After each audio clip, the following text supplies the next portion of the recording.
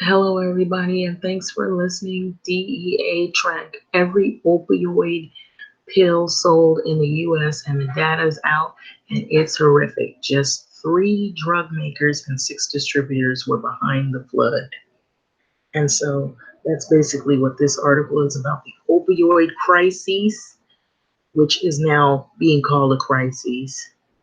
Um, I would say it's probably even bigger than that.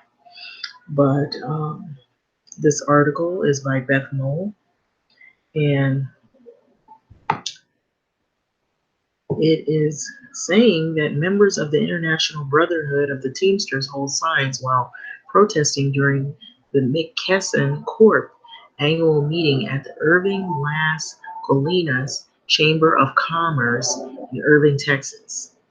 And so between 2006 and 2012, opioid drug makers and distributors flooded the country with 76 billion, not million, but billion pills of oxycodone, hydrocodone, highly addictive opioid pain medications that sparked the epidemic that we all know now as the opioid crisis. It's of abuse and overdoses that killed nearly 100,000 people in that time period, as the epidemic has surged and is still surging over the 7-year period. So did the supply. So the companies increased distribution at 8.4 billion in 2006 and 12.6 billion distribution in 2012, a jump roughly of about 50%. So in all, the deluge of the pills was enough to supply every adult and child in the country with around 36 opioid pills per year. Just a 10-day supply can hook 1 to 5 people into being long term users, researchers have determined this.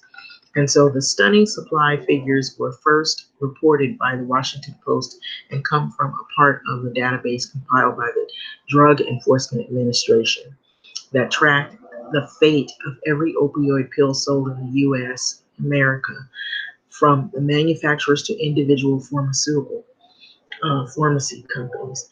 And so a federal count in Ohio released the data this week as part of a massive consolidated court case against nearly 2 dozen opioid makers and distributors, brought by nearly 2,000 cities. And so not only cities, but towns and counties as well. And so the local government alleged that the opioid companies conspired to saturate the country with the potent painkillers to soak up billions in profits. And so the companies deny the allegations, arguing generally that they were serving the needs of the patients.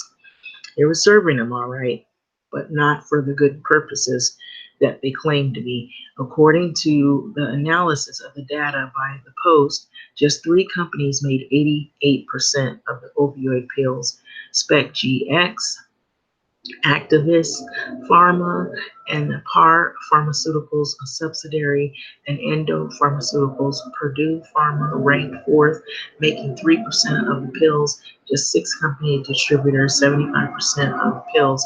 McKesson Corp, Walgreens, Cardinal Health, and Amisource, Virgin, CVS, and Walmart. And so the Post also noted that the distribution was concentrated in certain places, finding that West Virginia, Kentucky, South Carolina, Tennessee, and Nevada had the top pill per person per year per rates of all states, ranging from 66.5 to 54.7. West Virginia, which had the highest distribution rate, also had the highest opioid death rate during this period in time. So, but certain rural areas were also hardest hit, with Norton, Virginia, receiving 306 pills per person per year, Mingo County, West Virginia, receiving 203. And so while the local governments are suing the companies have access to this data during the litigation. It is only released to the public after the Washington Post and HD media publisher of the Charleston Gazette male in West Virginia has sued. So, and waged a year-long legal battle. So the drug companies had fought to keep the data hidden from the public, arguing that it revealed transactional data that could be used by competitors. And so the Department of the Justice also argued against the release, saying it could compromise investigations as well. So a three-judge panel sided with the media organization last month. And this past Monday, U.S. District Judge Dan Polster removed a protective order allowing the release of part of the DEA database called Automation and Reports and Consolidation Order Systems, or ARCOS. Data from years beyond 2012 are still being withheld to protect the companies and DOJ investigations. So from 1999 to 2017, nearly 400,000 people in the US died from opioid overdose, according to the Center for Disease Control and Prevention. And so that's basically the article. It's sad, but this is Beth Moll. She's the writer of the article. And it says, further reading, drug companies submerge West Virginia in opioids. One town of 3,000 got 21 million pills. And so that is what is going on. And that is why so many people in the rural areas, towns, cities, and counties are racked and stricken with the opioid pills being sold in the crisis, and a heavily addictive painkiller that they can't kick the habit, and has killed many people. What do you think about it? It is really getting bad because these places are the hardest hit with this drug. And so, but I'll say this, on the other side, the towns and cities and counties that aren't rural, that are more city-like and that are more with people who are in the city, like metropolitan areas, there is still crack, there's still cocaine, crack cocaine, and then there's still what now I believe is the big drug is heroin, Molly, and meth, and heroin, and then PCP in Washington, D.C. So some of the cities are also being hit, but they're street drugs, not necessarily pharma drugs. But I believe there are pharma drugs that are sold out here. But what happens out here is, I'm just going to use Los Angeles, for example.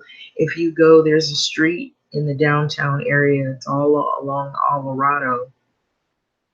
There's all kind of vendors that are out there, and there's these little shops that look like pharmacies, but there was a time where a lot of those pharmacies weren't legitimate, and they were giving probably the same type of pills, illegal drugs, and they were hit with raids.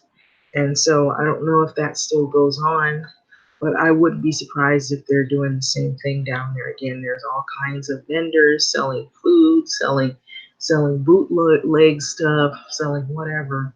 There was a rule, because this is supposed to be sanctuary city, that you couldn't bother the vendors.